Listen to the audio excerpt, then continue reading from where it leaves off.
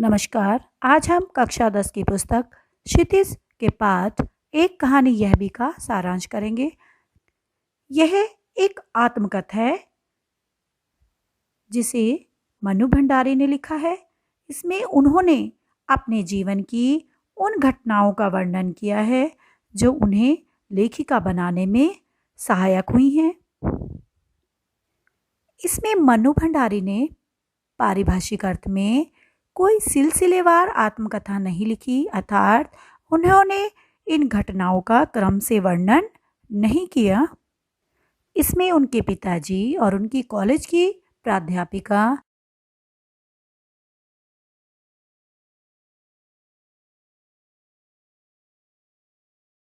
इस पाठ में छोटे शहर की युवा होती लड़की की कहानी को उन्होंने लिखा है, जिसका आज़ादी की लड़ाई में उत्साह, संगठन क्षमता और विरोध करने का तरीका देखते ही बनता था।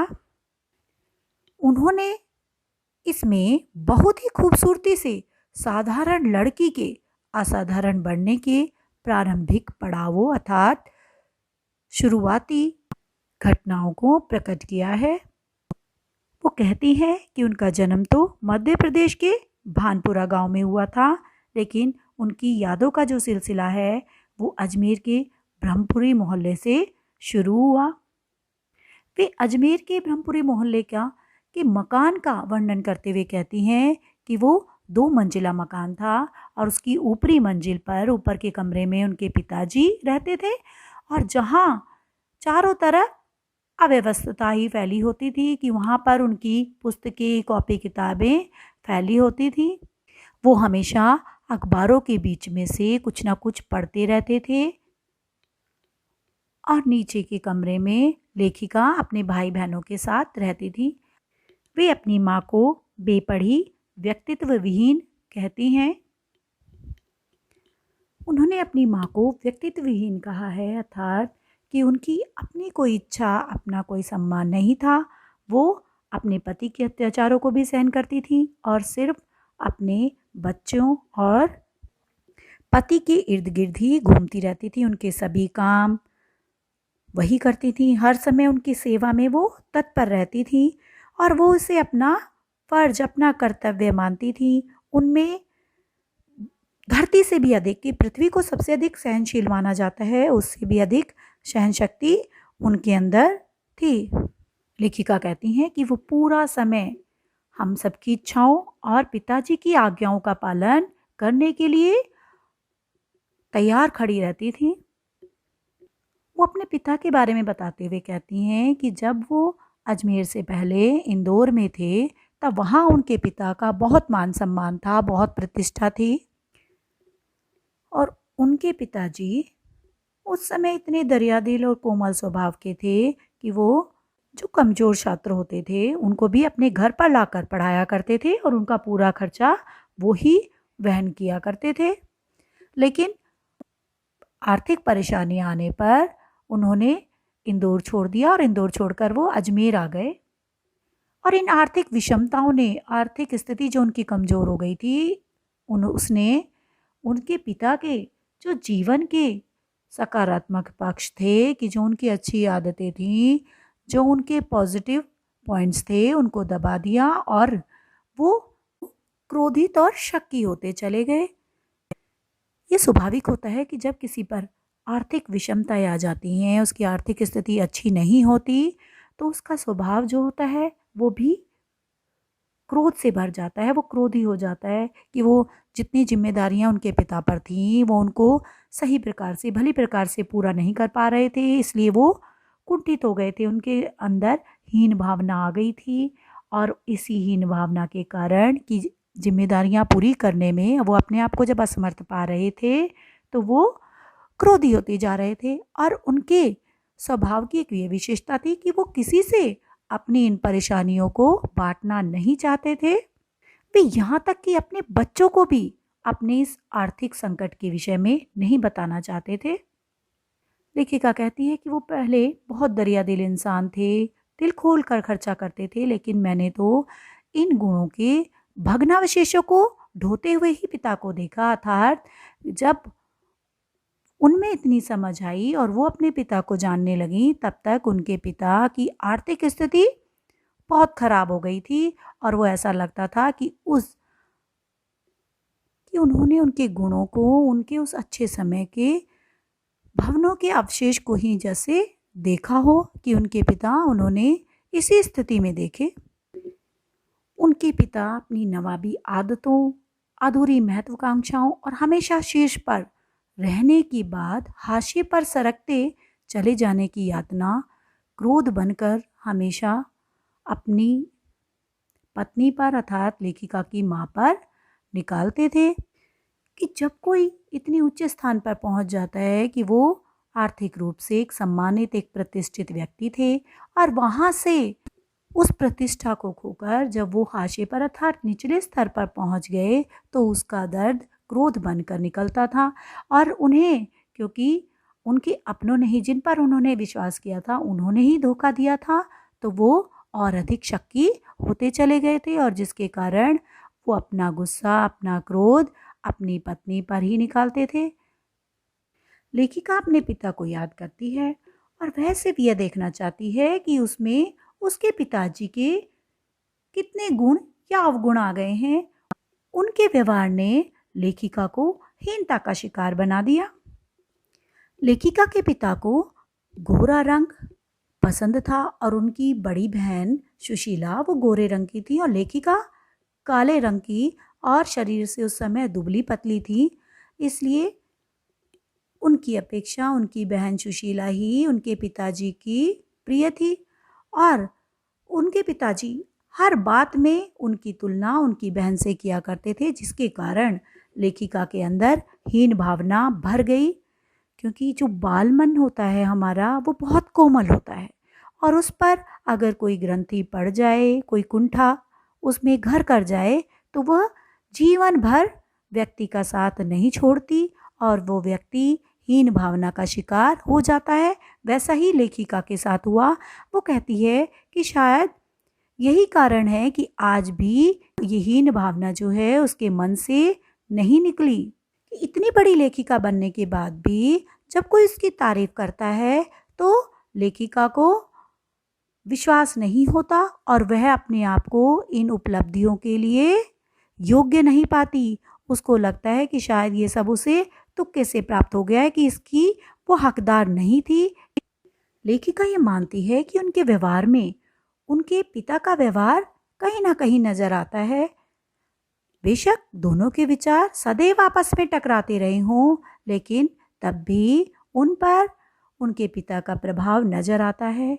वो कहती हैं कि माँ पिता के स्वभाव के विपरीत स्वभाव की थी और हमेशा सबकी सेवा में तत्पर रहती थी और पिताजी जो थे वो अपनी कमजोरी, अपने क्रोध को वो उनकी माँ पर ही निकालते थे, लेकिन वो हर बात को चुपचाप बिना कुछ कहे जैसे अपना कर्तव्य मानकर सहती रहती थी। वो उनके भाई बहनों से और उनसे भी बहुत लगाव करती थी। उनका अपने बच्चों से बहुत स्नेह था और वो हर समय एक अच्छी माँ, एक आदर्श माँ बनने का प्रयास करती थी। लेकिन लेखिका कहती है कि शायद उनकी माँ उनका आदर्श कभी नहीं बन पाई, क्योंकि वो गलत बातों के प्रति कभी भी नहीं बोल पाई। इसलिए शायद लेखिका उन्हें अपना आदर्श नहीं बना पाई।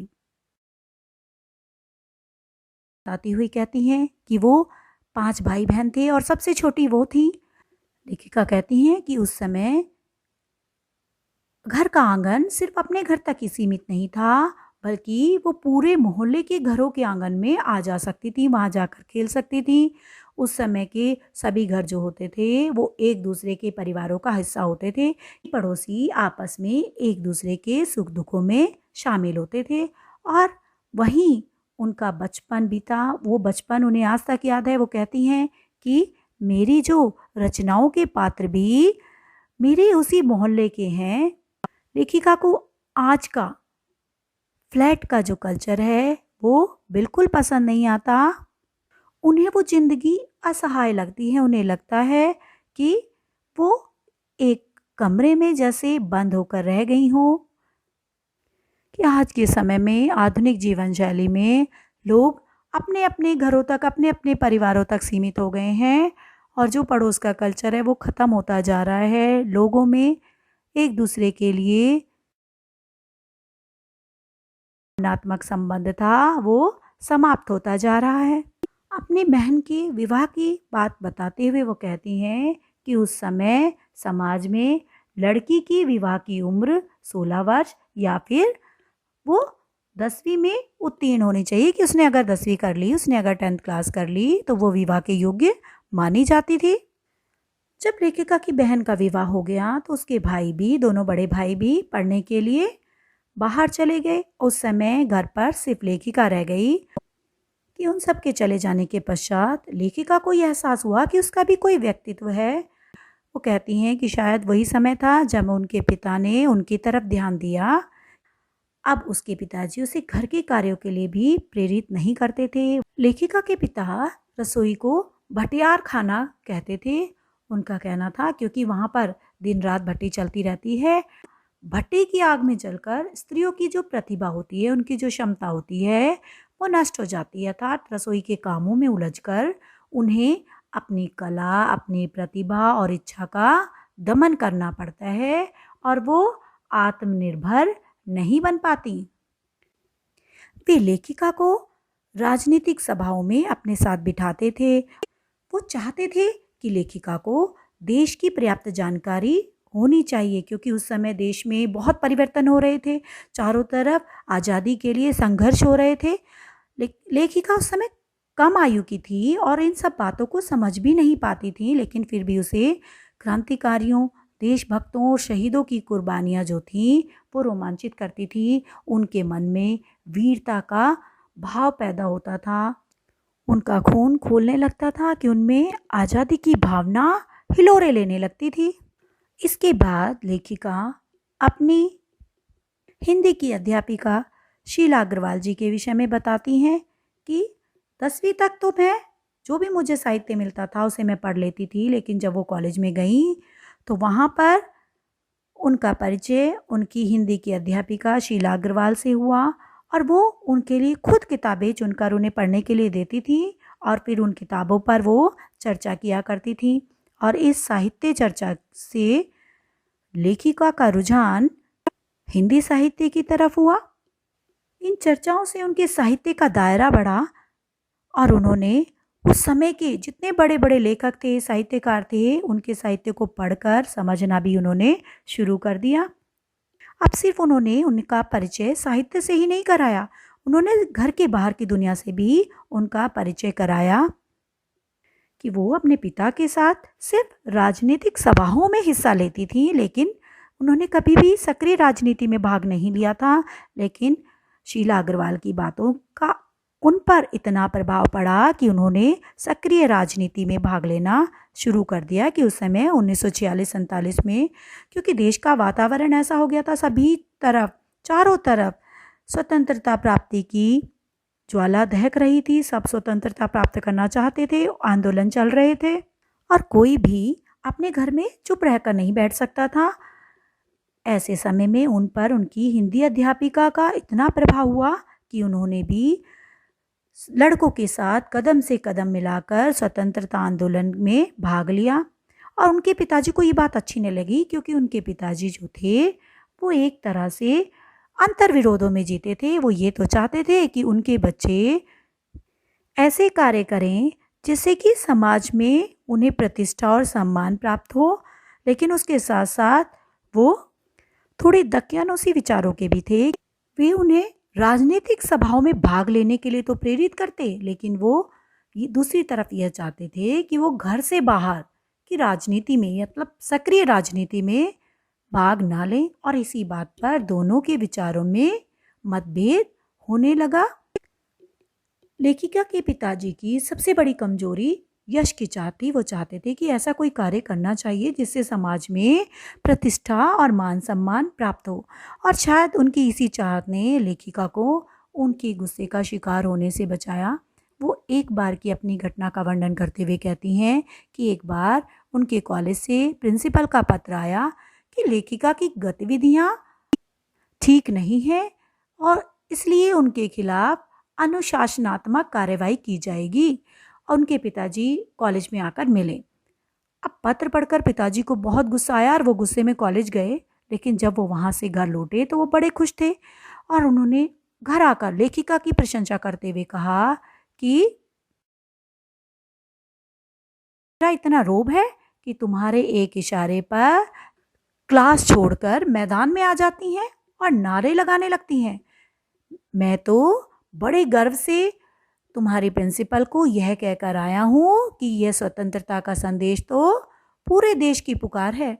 और लेखिका ने पहली बार अपने पिताजी के मुख से अपनी प्रशंसा सुनी थी। उन्हें अपने कानों और आंखों पर विश्वास ही नहीं हुआ। ऐसी ही एक और घटना का वर्णन करते हुए वो कहती हैं, क्योंकि उस समय स्वतंत्रता आंदोलन चल रहा था, चारों तरफ स्वतंत्रता प्राप्ति के लिए प्रयास चल रहे थे और ये वो समय था जब आज़ाद हिंद फौज का मुकदमा भी चल रहा था। तो सभी स्कूल कॉलेजों के जो लड़के लड़कियां थे वो हड़ताल पर थे। सारा युवा वर्ग अजमेर के मुख्य बाजार के चौराहे पर एकत्रित हुआ और उन सब ने वहाँ पर जाकर अपने अपने विचार रखे। और उस समय लेखिका ने वहाँ उपस्थित भीड़ के सामने जाकर अपने विचार रखे। मतलब कि उसने उस सभा का नेतृत्व किया। उनके विचारों को उनके पिताजी के एक मित्र ने सुन लिया और उन्होंने घर आकर उनके पिताजी से ये सारी बातें कह दी कि उन्होंने उनकी एक तरह से शिकायत कर दी, जिसको सुनकर उनके पिताजी जो थे वो गुस्से में आग बबूला हो गए। उन्हें बहुत गुस्सा आया और वो सारा दिन उनकी माँ को कुछ ना कुछ सुनाते रहे। और जब रात के समय वो घर पहुँची तो उस समय उनके पिताजी के एक और मित्र थे जो उनके बेस्ट फ्रेंड थे, अम्बालाल जी, वो वहाँ आकर बैठे हुए थे। और जब उन्होंने अम्बालाल जी ने मन्नू को देखा कि और उनको देखते ही वो उनकी प्रशंसा करने लगे और उनके पिताजी से कहने लगे कि तुमने आज मन्नू का भाषण नहीं सुना, ये अच्छा नहीं हुआ कि इतना अच्छा भाषण दिया, इतना जोरदार भाषण था। और वो ये कहकर जब मन्नू की प्रशंसा करने लगे तो उनकी प्रशंसा सुनकर उनके पिताजी बड़े प्रसन्न हुए। उनके चेहरे पर गर्व के भाव आ गए। वो कहती हैं कि बाद में माँ ने जब उन्हें ये बात बताई कि पिताजी सुबह से इतने क्रोध में थे, इतने गुस्से में थे, और जब अम्बालाल जी ने आकर उनकी प्रशंसा की और पिताजी जो लेखिका के पिताजी थे उनका जो भाव थे वो परिवर्तित हुए, तभी उनकी माँ की सांस में सांस आई। अर्थात वो सुबह से ही अपने पति के क्रोध का शिकार हो रही थी। लेखिका कहती है आज जब मैं ये सोचती हूँ तो लगता है कि मैंने इतना जोरदार भाषण भी नहीं दिया था, लेकिन उस समय की परिस्थितियाँ अलग थी कि उस समय एक लड़की का इतनी बड़ी सभा में वहाँ जाकर बोलना ही मुख्य था। और शायद यही कारण था कि उसका भाषण अपना प्रभाव छोड़ गया था। उनकी इन क्रांतिकारी गतिविधियों के कारण उन्हें कॉलेज में 3rd ईयर में दाखिला नहीं दिया गया। वो थी और उनके साथ 2 लड़कियां और थीं। साथ साथ 1947 में उनकी जो हिंदी अध्यापिका थी शीला अग्रवाल, उनको भी कॉलेज से निकाल दिया गया और उन पर आरोप ये लगाया गया कि वो कॉलेज की लड़कियों में अनुशासनहीनता फैला रही हैं। कॉलेज में इस बात को लेकर खूब शोर शराबा हुआ और सभी ने आंदोलन किया और आखिर में जीत उन लड़कियों की हुई। लेकिन उस जीत के साथ साथ वो कहती हैं कि एक और बड़ी उपलब्धि थी, एक इससे भी बड़ी खुशी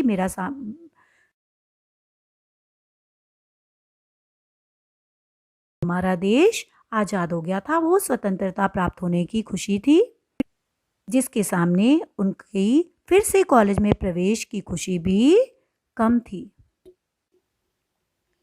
इसी तरह हमारे चैनल ज्ञानमाला से जुड़े रहने के लिए इसे सब्सक्राइब करना ना भूलें। धन्यवाद।